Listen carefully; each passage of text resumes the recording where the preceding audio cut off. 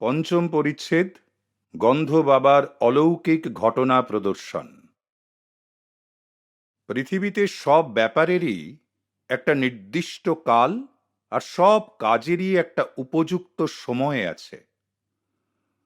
সলোমনের এই মহাজন বাক্য আমি আমার আশ্বাস লাভের জন্য পাইনি। বাড়ি থেকে কোনো জায়গায় গেলেই আমার সন্ধানী দৃষ্টি বেশ সজাগ ও সতর্ক রাখতাম। যদি কোনোভাবে আমার ভাগ্যে নির্দিষ্ট গুরুর শ্রীমুখটি কোনো জায়গায় চোখে পড়ে, কিন্তু আমার স্কুলের লেখাপড়া শেষ না হওয়া পর্যন্ত তার দর্শন কোথাও পাইনি। অমরের সঙ্গে হিমালয়ে পলায়ন আর শ্রী যুক্তেশ্বর গিরিজির আমার জীবনে আবির্ভাবের সেই পরম পুণ্য দিনটির মাঝখানে 2 বছর কেটে গিয়েছিল। এর মধ্যে আমি অনেকজন সাধু মহাত্মার দর্শন লাভ করেছিলাম। গন্ধ বাবা, সোহম স্বামী, নগেন্দ্রনাথ ভাদুড়ী, মাস্টার মহাশয় এবং বিখ্যাত বাঙালি বৈজ্ঞানিক শ্রী জগদীশচন্দ্র বসু মহাশয়। গন্ধ বাবার সঙ্গে আমার সাক্ষাতে 2টি পূর্বাভাস ছিল। একটি ছিল সুসঙ্গত আর অন্যটি বেশ কৌতুকজনক। ঈশ্বরই সরল আর সবই জটিল। প্রকৃতির আপেক্ষিক জগতে কোনো পরম মান খুঁজতে যেও না। মন্দিরস্থিত কালীমূর্তির সামনে দাঁড়িয়ে আছি, এমন সময় এই সব দার্শনিক তত্ত্ব মৃদুভাবে আমার কর্ণকুহরে এসে প্রবেশ করল। পিছনে ফিরে তাকিয়ে দেখি যে একটি দীর্ঘকায় পুরুষ, যার পরিচ্ছদে অথবা বলতে গেলে তার অভাবে তাকে পরিব্রাজক সাধু বলেই বোধ হয়। আমি সকৃতজ্ঞভাবে হেসে বললাম, সত্যি আপনি আমার মনের জটিল চিন্তারাশির মধ্যে প্রবেশ করতে পেরেছেন। প্রকৃতির রুদ্র আর প্রসন্ন এই 2 ভাব মূর্ত হয়েছে কালী প্রতিমার মধ্যে, কিন্তু তাদের ওই বৈপরীত্য আমার চেয়ে অনেক জ্ঞানী গুণীদেরও হতবুদ্ধি করেছে। তিনি বললেন, অতি অল্প লোকই আছেন যারা তার রহস্য ভেদ করতে পারেন।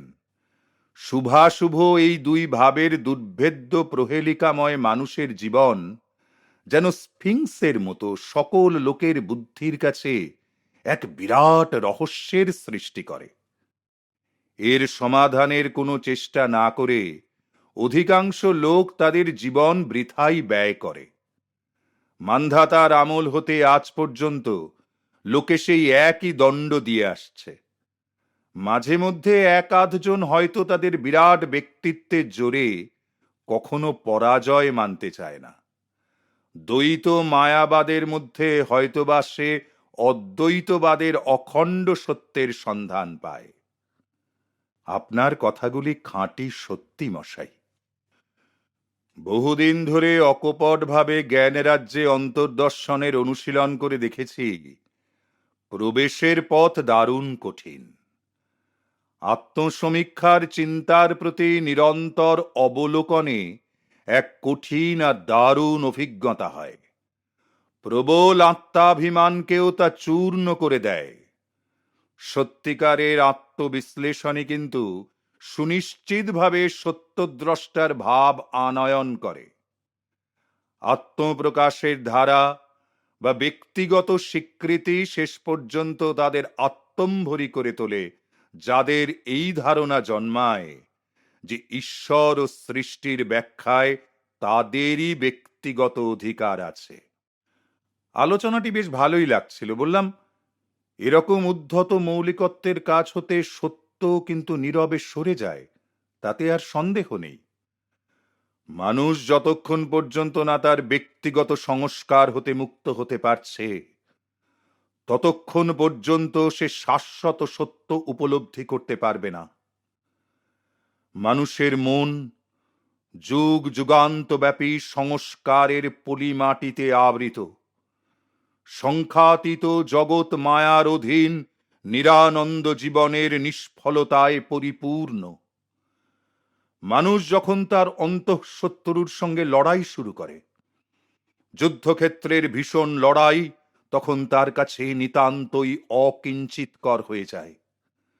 দুর্ধর্ষ শারীরিক শক্তিতে পরাজিত হবার মতো মরজগতের শত্রু এরা নয়। সর্বব্যাপী দৃষ্টি, নিরলস, এরা মানুষকে স্বপ্নেও অনুসরণ করে থাকে। ভীষণ আর মারাত্মক রকমের অস্ত্রশস্ত্রে গুপ্তভাবে সজ্জিত অন্ধ কামনার এইসব সৈন্যদল আমাদের হত্যা করবার সুযোগ অনবরত খুঁজে বেড়ায়। অদৃষ্টের কাছে যে আত্মসমর্পণ করে তার আদর্শের অপমৃত্যু ঘটায়। সে নিতান্তই হতভাগ্য বৈকি। তাকে অক্ষম, নিরস আর ঘৃণ্য ছাড়া আর কি বা বলা যায়? মশাই, এইসব ভ্রান্ত হতভাগ্যদের জন্য কি আপনার এতটুকু সহানুভূতি নেই? সাধুটি মুহূর্তের জন্য চুপ করে রইলেন। পরে একটু শ্লেষের সঙ্গে বললেন, সর্বগুণাধার অপ্রত্যক্ষ ঈশ্বর আর প্রত্যক্ষ মানুষ, যার প্রায় কিছুই গুণ নেই বললেই চলে, এই দুজনকে সমানভাবে ভালোবাসা অভাবনীয় বৈকি। কিন্তু ধাঁধা যত জটিলই হোক, উদ্ভাবনী শক্তিও কম যায় না। অন্তরের মধ্যে খুঁজে দেখলে সব মানুষের মনের একটা জায়গায় একতা দেখতে পাওয়া যায়। সেটা হলো তাদের প্রবল স্বার্থবুদ্ধি। এক হিসাবে অন্তত মানুষের বিশ্ব ভ্রাতৃত্বের পরিচয় মেলে। এই ভ্রাতৃত্ব ভাবের আবিষ্কারে মানুষের ক্ষুদ্র ও ভীত মন স্তম্ভিত হয়ে যায়। এইভাবে মানুষের জন্য মানুষের দরদ সৃষ্টি হয়। বিকাশোন্মুখ মানবাত্মার নিরাময় শক্তির বিষয়ে যে মন অন্ধ ছিল, তা একটা উদার দিব্য দৃষ্টি লাভ করে। সকল যুগের সাধুসন্তরা তো আপনারই মতো জগতের দুঃখে কাতর হয়েছেন। একমাত্র স্বার্থপরায়ণ ব্যক্তিরাই অপর মানুষদের জীবনের দুঃখ দৈন্যের প্রতি সহানুভূতি হারায়, কারণ নিজেদের সীমিত দুঃখ কষ্টের মধ্যেই তাদের মন ডুবে থাকে। সাধুটির গম্ভীর বদন বেশ কোমল হয়ে এলো। বলতে লাগলেন, যে ছুরি দিয়ে চেরার মতো আত্মব্যবচ্ছেদ করে দেখে, সেই বিশ্বানুকম্পার বিস্তার অনুভব করতে পারে, আর তার অহংকারের উচ্চ নাদও থেমে আসে। এইসব জমিতেই ভগবৎ প্রেমের ফুল ফোটে। অবশেষে জীব আর কিছু না হোক, মনের যন্ত্রণায় অস্থির হয়ে তার সৃষ্টিকর্তার দিকে তাকিয়ে বলে, আর কেন প্রভু, আর কেন, আর যে পারি না। দুঃখের দারুণ কষাঘাতে জর্জরিত আর তাড়িত মানুষ অবশেষে সেই অসীম সত্তার দিকেই ধাবিত হয়, যার অনুপম রূপের মাধুরী তাকে তার প্রতি আকৃষ্ট করে। সাধুটি আর আমি কলকাতার বিখ্যাত কালীঘাট মন্দিরে কালী মায়ের অপরূপ সৌন্দর্য দর্শন করবার জন্য গিয়েছিলাম। আমার ক্ষণিকের সাথীটি তখনই আবার সঙ্গে সঙ্গে মন্দিরের কারুকার্য ও শোভাকে কোনো গুরুত্ব না দিয়েই বলে উঠলেন, ইট কাঠ মনে কোনো সাড়া জাগায় না, হৃদয় কেবল প্রাণের সুরেই বিকশিত হয়। সূর্য কিরণের মধ্যে দিয়ে আমরা দরজার দিকে অগ্রসর হলাম। মন্দিরে তখন অসংখ্য ভক্ত পূজার্থীর দল যাওয়া আসা করছিল। সাধুটি আমায় গম্ভীরভাবে নিরীক্ষণ করে বললেন, তুমি শিশু, ভারতবর্ষও শিশু। প্রাচীন মুনি ঋষিরা আধ্যাত্মিক জীবনের অক্ষয় আদর্শ স্থাপন করে গেছেন। তাদের সনাতন প্রথা অধুনাতন দেশ ও কালের পক্ষেও যথোপযুক্ত। জড়বাদের মোহে আচার ভ্রষ্ট আর বিকৃত না হয়ে সেই সব ধর্মানুশাসন বা তার উপদেশাদি এখনো ভারতবর্ষকে গড়ে তুলছে। হাজার হাজার বছর ধরে বিপর্যস্ত বুদ্ধি পণ্ডিতেরা যার মূল্যায়ন করতে পারেননি, সন্দেহপ্রবণ সেই কালের বিচারে বেদের মূল্য আজ নিরূপিত হয়ে গেছে। এইটিকেই তোমার উত্তরাধিকার বলে গ্রহণ করো। পরম বাগ্মী সেই সাধুটির কাছ হতে বিদায় গ্রহণ করবার সময় তিনি এক ভবিষ্যৎবাণী করে বসলেন। এখান থেকে যাবার পরই কিন্তু তোমার একটি অদ্ভুত অভিজ্ঞতা ঘটবে, দেখো। মন্দির সীমানা ছেড়ে আমি উদ্দেশ্যহীনভাবে ঘুরে বেড়াতে লাগলাম। একটা বাঁক ঘুরতেই বহু দিনের পরিচিত একটি লোকের সঙ্গে হঠাৎ দেখা হয়ে গেল। ইনি হচ্ছেন সেই সব মহাপ্রভুদের একজন, যারা একবার আলাপ জুড়লে আর তাদের স্থানকালের মাত্রা জ্ঞান থাকে না। আমি কিন্তু তখন তার হাত এড়িয়ে তাড়াতাড়ি সরে পড়বার মতলব করছিলাম দেখে সে বললে, আচ্ছা, তোমায় আমি শিগগিরই ছেড়ে দেব, কিন্তু আমাদের সেই ছাড়াছাড়ি হবার পর যা কিছু ঘটেছে তা সব একে একে বলো দেখি। বললাম, কি মুশকিল, আরে আমাকে যে এখনই যেতে হবে। কিন্তু হলে কি হয়, কে বা শোনে কার কথা। সে তো আমার হাতটি পাকড়ে ছোটখাটো যত সব খবর একে একে বার করে নিতে লাগলো। মজা মন্দ নয়, যতই আমি বলি ততই সে ক্ষুধার্ত নেকড়ের মতো আরো খবরের সন্ধানে লালায়িত হয়। মনে মনে আমি মা কালীর কাছে প্রার্থনা শুরু করলাম, যাতে চট করে পালাতে পারি তার একটা উপায় বার করে দেবার জন্য। সঙ্গীটি হঠাৎ আমাকে ছেড়ে চলে গেল। একটা মুক্তির নিঃশ্বাস ফেলে দ্বিগুণ জোরে পা চালিয়ে দিলাম, এই ভয়ে যে আবার তার বকবকানির পাল্লায় পড়তে না হয়। পশ্চাতে দ্রুত পদধ্বনি শুনতে পেয়ে আমিও গতি বৃদ্ধি করলাম। পিছন ফিরে তাকাতে আর সাহস হলো না, কিন্তু প্রায় ছুটে এসে বন্ধুবর খুব স্ফূর্তির সঙ্গে আমার কাঁধটি ধরে এসে দাঁড়ালো। তারপরেই সে শুরু করলো, আরে আমি যে তোমায় গন্ধ বাবার কথা বলতে একেবারেই ভুলে গিয়েছি। উনি ওই সামনের বাড়িতেই থাকেন। বলে এসে সামান্য দূরে একটা বাড়ি দেখিয়ে দিল। তারপর বলল, ওর সঙ্গে দেখা করে যেও কিন্তু, বুঝলে, ভারী অদ্ভুত লোক। তুমি অনেক আশ্চর্য ব্যাপার ওখানে দেখতে পাবে। যাই হোক, এখন আমি চললাম তবে।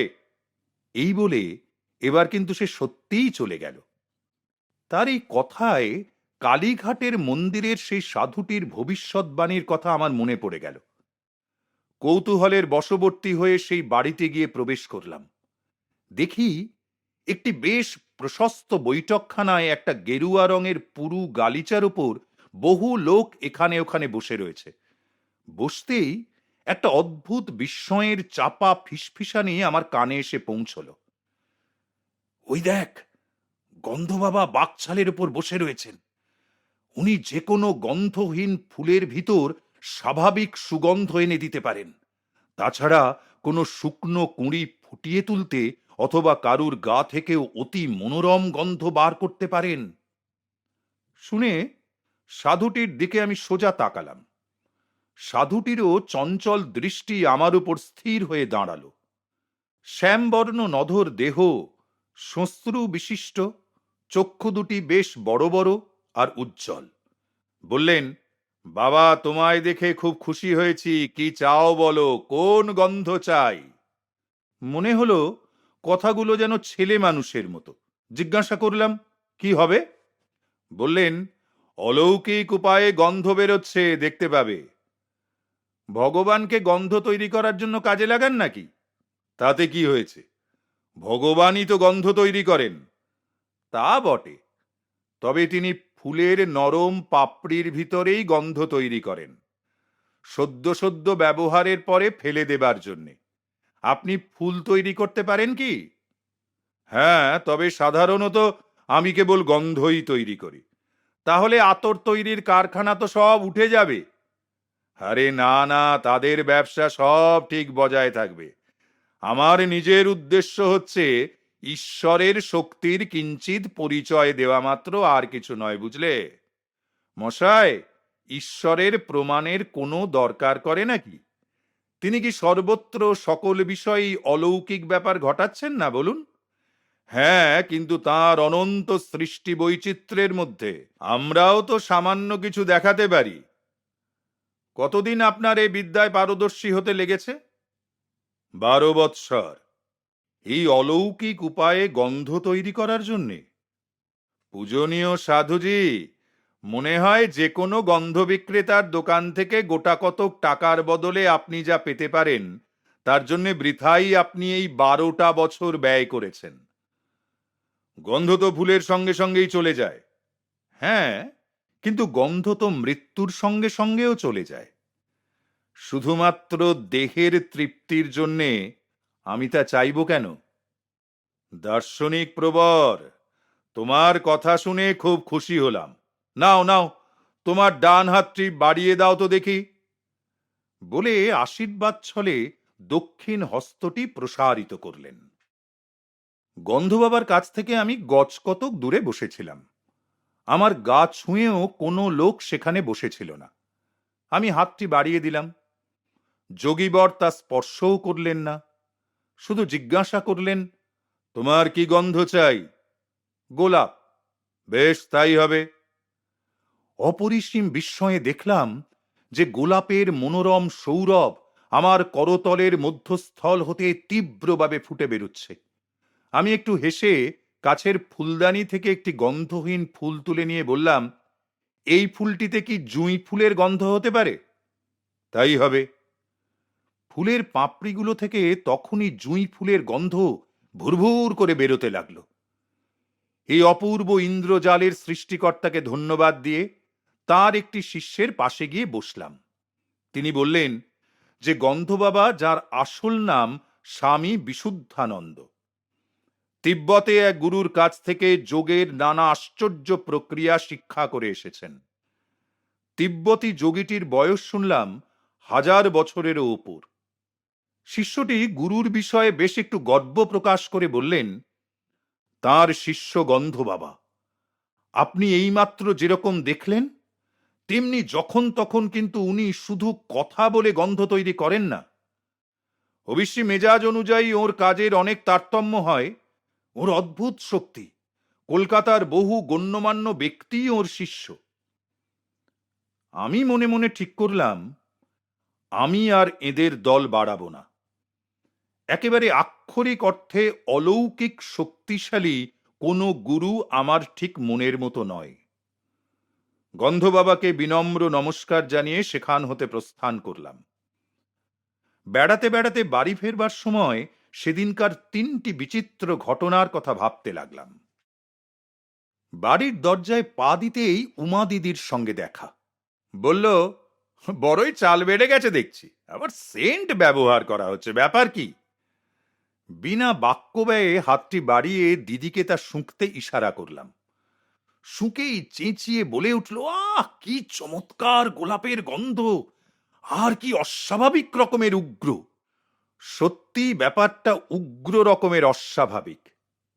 ভেবে নিঃশব্দে তার নাকের কাছে সেই অলৌকিক উপায়ে সুগন্ধ করা ফুলটি ধরলাম। ওহ, জুঁই ফুল আমি বড্ড ভালোবাসি বলেই সে ফুলটি ছিনিয়ে নিল।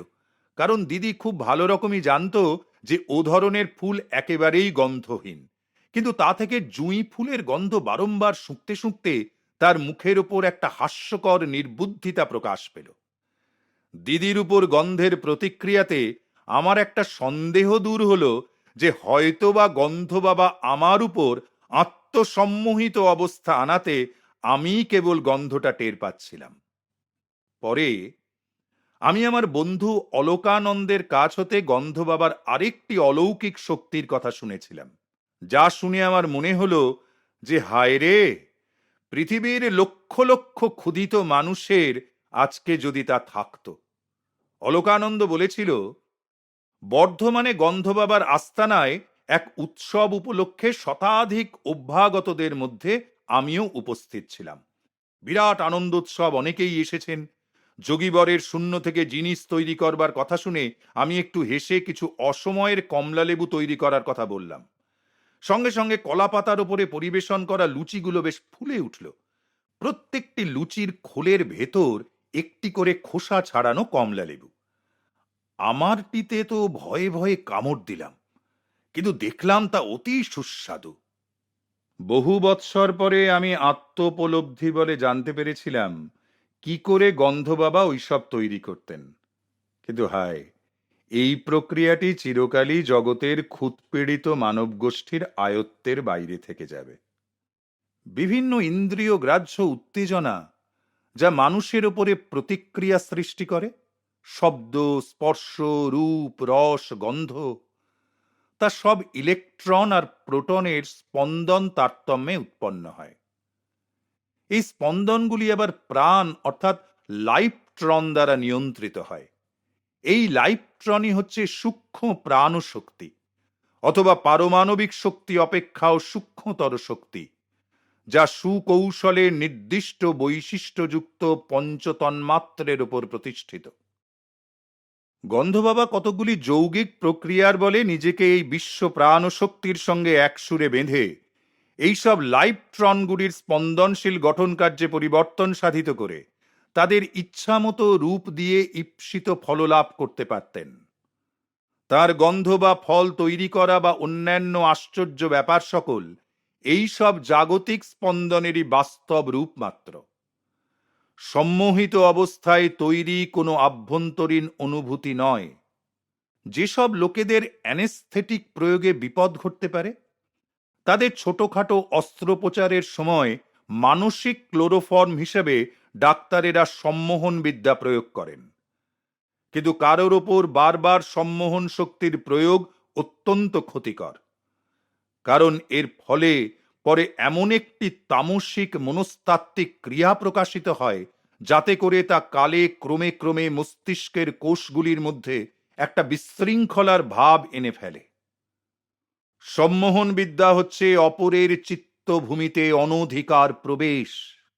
এর সাময়িক ঘটনাবলী ঈশ্বরানুভূতি সম্পন্ন ব্যক্তিদের কার্যকলাপের তুল্য কখনোই নয়। দিব্যভাবে উদ্বুদ্ধ প্রকৃত মুনিঋষিরা এই নিখিল বিশ্ব সৃজনকারী একজন যে স্বপ্নদ্রষ্টা আছেন, তাঁরই ইচ্ছার সঙ্গে এক সুরে বাঁধা তাদের ইচ্ছা শক্তি বলে এই স্বপ্ন জগতে নানা পরিবর্তন আনয়ন করতে পারেন। গন্ধবাবা প্রদর্শিত অলৌকিক কার্যাবলী দেখতে অবশ্য খুবই আশ্চর্যজনক বটে, কিন্তু আধ্যাত্মিকভাবে সেসব একেবারেই নিরর্থক। একমাত্র আনন্দ বিধান করা ছাড়া তার আর অন্য কোনো সার্থকতা না থাকাতে এরা গভীর ঈশ্বর অনুসন্ধিৎসার পথ থেকে মানুষকে লক্ষ্যভ্রষ্ট করে। প্রকৃত গুরুরা কিন্তু অলৌকিক শক্তির অযথা ও সাড়ম্বর প্রদর্শন করাকে আদৌ পছন্দ করেন না। পারস্য দেশের মরমী আবু সৈয়দ একবার এই জল, স্থল ও অন্তরিক্ষের উপর ক্ষমতা লাভে দৃপ্ত কতকগুলি ফকিরকে মৃদু ভৎসনাচ্ছলে বলেছিলেন, ব্যাং জলেতেও সমান স্বচ্ছন্দ, কাক শকুন অতি সহজেই বাতাসে উড়ে বেড়ায়, পূর্বে ও পশ্চিমে শয়তান একইভাবে বর্তমান। সত্যিকারের খাঁটি মানুষ তাকেই বলে যে তার স্বজনদিগের সঙ্গে সাধু ব্যবহার করে, ভাবের হাটে যার বেচা কেনা চলে, কিন্তু মুহূর্তেকের তরেও সে ভগবানকে ভোলে না। আর এক উপলক্ষে পারস্য দেশের সেই মহান শিক্ষাগুরু ধর্মজীবন সম্বন্ধে এই রকম উপদেশ দিয়েছিলেন, তোমার মাথার ভেতরে যা সব ঢুকে আছে, স্বার্থপর চিন্তা আর নানা দুরাশা, তা সব দূর করে ফেলো। তোমার হাতে যা আছে তা সব অকুণ্ঠভাবে বিতরণ করো, আর দুঃখের আঘাতে কখনো মুষড়ে পড়ো না। কালীঘাটের সেই নিরপেক্ষ সাধু অথবা তিব্বতে শিক্ষাপ্রাপ্ত সেই যোগী কেউই আমার গুরু অন্বেষণের আকাঙ্ক্ষায় পরিতৃপ্তি এনে দিতে পারেননি। কারো আধ্যাত্মিক স্তর বোঝার জন্য আমার হৃদয়ের কোনো উপদেষ্টার প্রয়োজন ছিল না। কোনো মহান ব্যক্তিত্বের সম্মুখীন হলে হৃদয় থেকে স্বতঃস্ফূর্তভাবে উৎসাহবাণীর প্রবল ধ্বনি নিঃসৃত হতো, আর আমার অন্তরের স্বাভাবিক নীরবতা ভঙ্গ করার এমন সুযোগ কদাচিৎই আসত। অবশেষে আমার গুরুদেবের দর্শন যখন পেলাম, তাঁর অপার মহিমাময় দৃষ্টান্তের দ্বারাই তিনি আমাকে সত্যিকারের মানুষ চিনতে শেখালেন।